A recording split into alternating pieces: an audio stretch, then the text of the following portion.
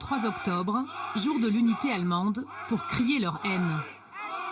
1 millier d'extrémistes venus de toute l'Allemagne, mélange d'extrême droite classique et de groupuscules néo-nazis, ouvertement racistes, tous unis contre les migrants. Leur bête noire.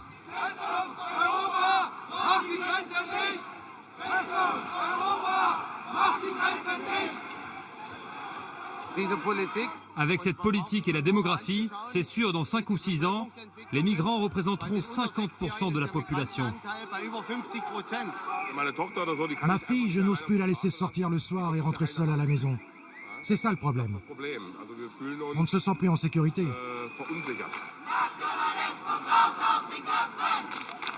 Les ultranationalistes ne se cachent plus.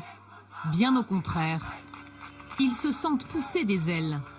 Depuis qu'Angela Merkel a ouvert la frontière à des milliers de réfugiés en 2015, et surtout depuis le meurtre d'un jeune Allemand par des migrants en août dernier à Chemnitz, en ex-Allemagne de l'Est.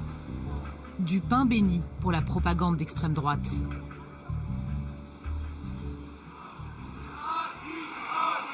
Ce 3 octobre, les néo-nazis se sont emparés de la rue. Au balcon ou derrière des cordons de sécurité, des habitants inquiets, désemparés, face à ces extrémistes violents de plus en plus nombreux. Ça vous fait peur? Oui.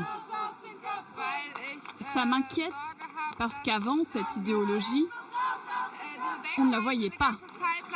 Elle se cachait, on la critiquait, et là, ils sont là, sur la place publique. Ils attirent toute l'attention sur eux. Ça me rend très triste. Il ne faut pas laisser le moindre espace à la haine. Il faut se dresser contre ces messages de haine. Vous pensez que vous êtes assez nombreux? Il faut qu'on soit plus. Beaucoup plus. 2 heures de cortège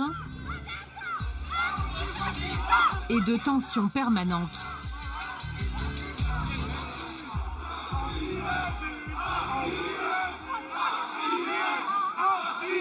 Comment combattre cette vague d'extrême droite?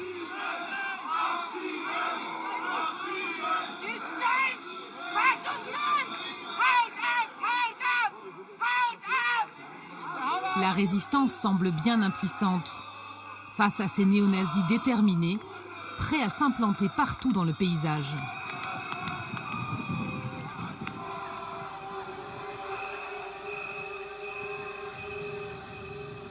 En Allemagne, il serait quelques 20 000. Il y a les nazis des villes et les nazis des champs. Dans un coin reculé, tout au nord du pays, bienvenue à Yamel, une colonie néo-nazie.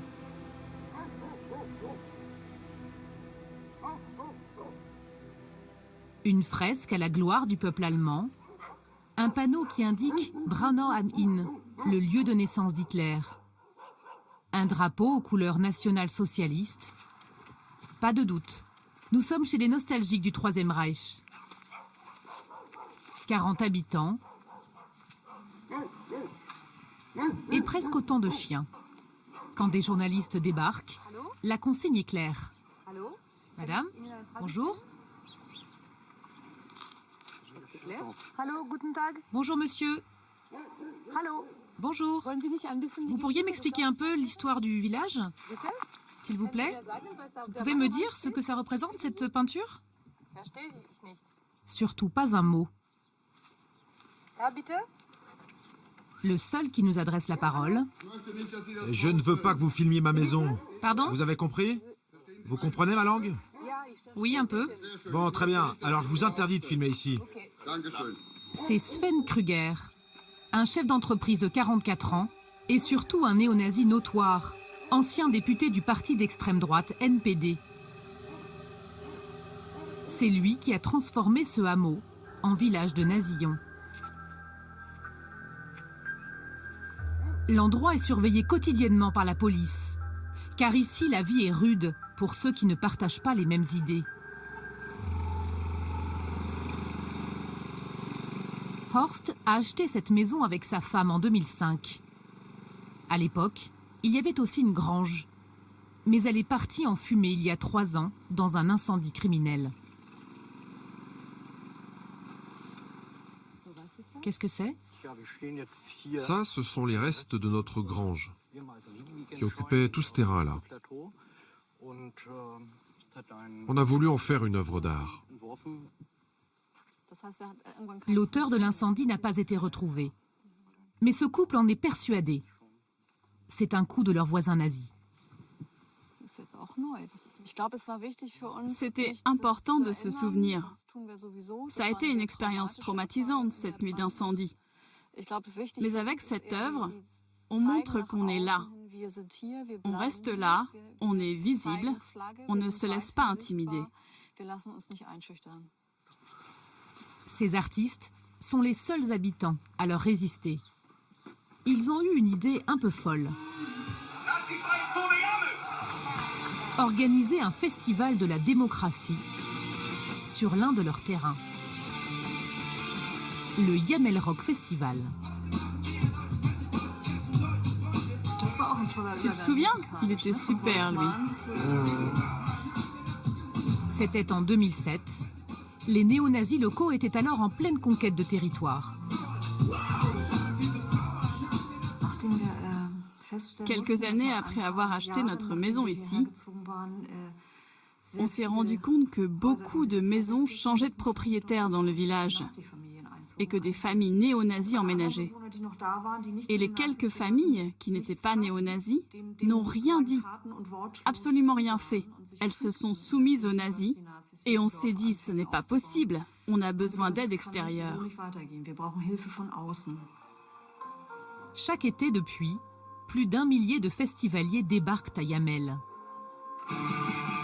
aux grandes dames des voisins.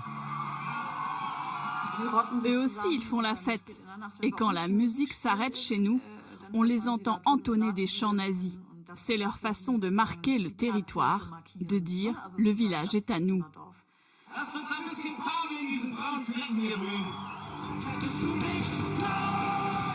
Rejeter les valeurs de la société multiculturelle. Vivre entre soi. C'est le projet de ces communautés néo-nazies, où tout est codifié, jusqu'aux vacances dans des camps aux allures de jeunesse hitlérienne. Dans ces colos clandestines, où le temps semble s'être arrêté en 1945, les enfants sont entraînés militairement et doivent prêter serment de fidélité à l'idéologie.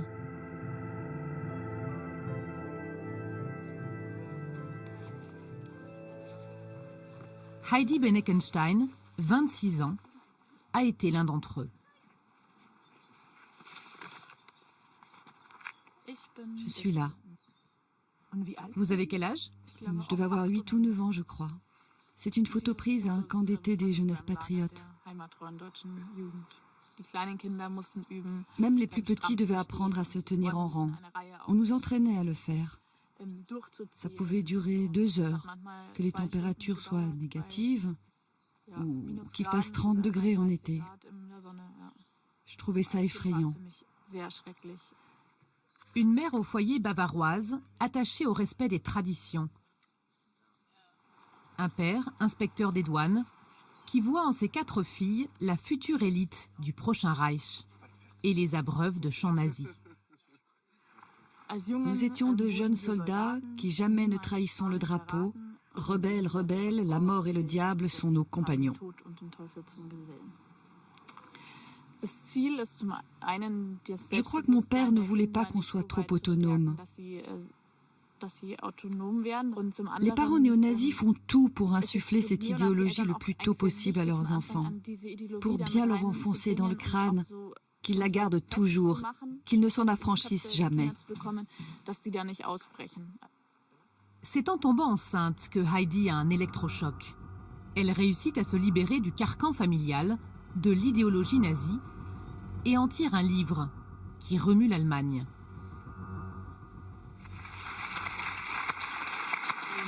Vous êtes sorti du néonazisme à 19 ans.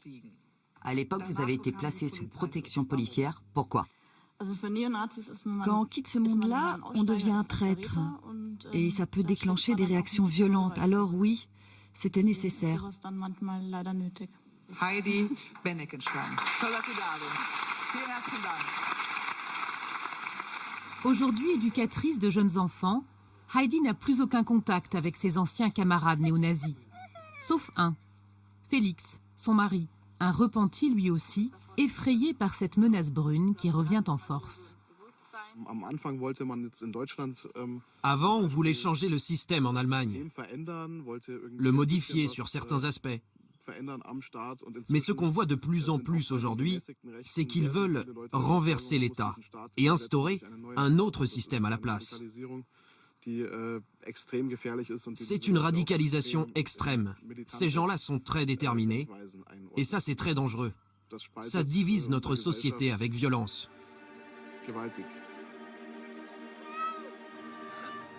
Difficile d'évaluer le nombre de ces communautés néo-nazies.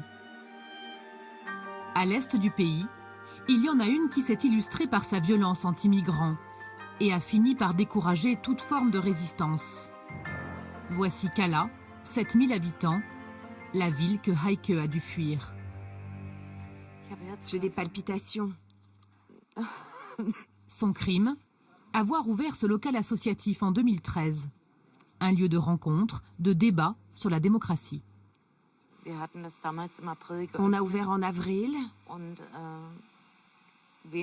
Quelques jours plus tard, la vitrine était déjà cassée. Une partie de la population ne voulait pas de nous. Le message était très clair. Vitres cassées, portes brûlées. Le local existe toujours aujourd'hui. Quelqu'un a craché sur la vitre et ils ont écrit « Merci pour l'ADN ». Et les intimidations continuent. Pas seulement des dégradations matérielles. Heike se sent continuellement harcelé, poussé à bout. Ils lançaient des choses contre mes vitres. Ils allumaient souvent des pétards contre ma porte. Ça faisait comme un bruit de petites bombes. Je n'allais même plus dans mon jardin, car je me faisais insulter. J'ai eu des menaces de mort aussi. Une fois au restaurant, quelqu'un m'a dit qu'il voulait me tirer dessus et me tuer. Cette militante anti-nazie a fini par quitter la ville il y a 2 ans. Malgré les risques, elle a accepté d'y revenir pour nous montrer cette baraque un peu décatie, en plein centre-ville. Un foyer communautaire pour des membres de confréries étudiantes d'extrême droite et d'activistes fichés pour violence. On l'appelle la Maison Brune. Elle a été achetée par 2 néo-nazis.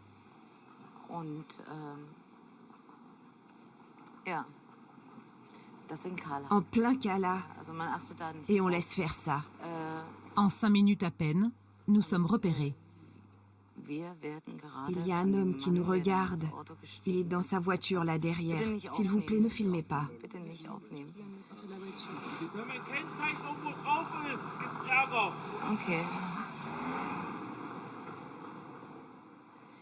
Il faut qu'on parte.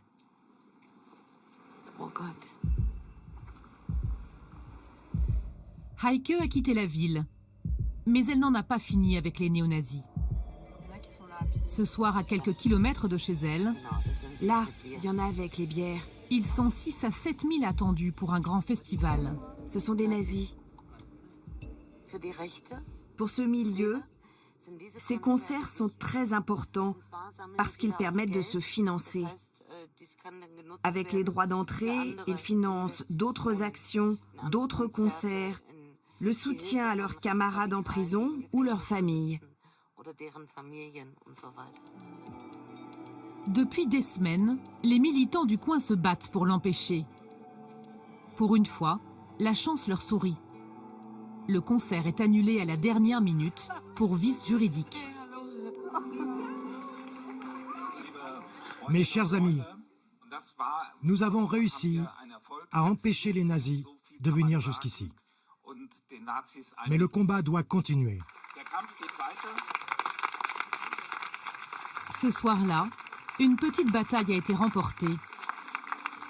Mais de l'aveu des autorités elles-mêmes, la guerre est très loin d'être gagnée. En Saxe, son principal parti, l'AfD, grandit à chaque élection. Sven Folkert s'occupe des actions de prévention contre l'extrême droite. 10 millions d'euros de budget, mais ce n'est pas seulement une question de moyens. Vous savez, on pourrait mettre le double, 20 millions d'euros, mais ça ne ferait pas baisser l'extrême droite. C'est un problème de société. Quand certaines idées extrêmes obtiennent 20-30% de vote, je crois que ce n'est plus à l'État de résoudre le problème. Il est là pour punir lorsqu'il y a des violences commises par des extrémistes, mais là, c'est un problème profond de société. C'est à elle de le résoudre. Alors certains ont décidé de combattre le mal à la racine, en s'attaquant directement à l'idéologie. Christoph est un ancien nazi, passé aujourd'hui dans le camp de la résistance. Rien que dans ce coin de la région, à Bautzen, il y a au moins une vingtaine de groupuscules d'extrême droite différents. C'est l'une des régions les plus actives de toute l'Allemagne. Il y a 6 ans, il a réussi à prendre ses distances avec son groupuscule d'extrême droite. Grâce à cet homme, Michael Ankele, un travailleur social qui l'a aidé à se dénazifier. Ce sont des fanatiques. Chez eux, l'idéologie est incroyablement, profondément ancrée. Quand ces types sortent du milieu, tout s'effondre. Dès le début, avec lui, c'était des discussions sans fin, on n'arrêtait pas. Et c'est normal, avec un repenti, il faut s'affronter sur le terrain des idées. À l'époque, Christoph est recruteur dans son groupuscule. Pour rallier des jeunes gens à la cause, il leur vante le soi-disant sens de l'ordre, de l'honneur, cher aux néo-nazis. Mais en février 2012, il découvre le vrai visage de ses camarades. On parlait de ce que l'on ferait à nos ennemis, le jour où l'on serait au pouvoir. On a plusieurs catégories. Les hommes politiques, bien sûr, mais aussi les professeurs, les travailleurs sociaux, les juges. Et il disait, on va tous les tuer. Ils mourront tous dès le premier jour. Ils réfléchissaient à comment ils allaient les tuer, les pendre, les battre à mort, leur tirer dessus. On était 8 dans la pièce. J'étais le seul à dire « Mais non, bande d'idiots, moi je ne veux tuer personne. » Ah, c'est vraiment toi, cette façon de se tenir. L'ex-nazi fait désormais de la prévention dans les écoles. Ça surprend. Mais tout de suite, ça suscite le respect. Un type qui est sorti de ce milieu, qui se plante devant les élèves et qui dit « Avant, j'étais néo-nazi », ça en impose. Une centaine de néo-nazis ont pris contact avec Michael. 6 sont réellement sortis, en 17 ans.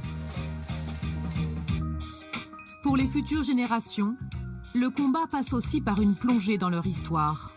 Venez, je vais vous expliquer l'histoire de l'invention des races. À Dresde, ce musée explique aux jeunes visiteurs comment les nazis ont inventé les concepts de race supérieure, l'arien, et de sous-homme, le noir ou le juif. Le lieu de l'exposition n'est pas anodin. Le musée de l'hygiène a été le plus important de la propagande sous le Troisième Reich. Dans le combat contre l'extrême droite, ces jeunes auront désormais de nouvelles armes et viendront, peut-être, grossir les rangs de la résistance.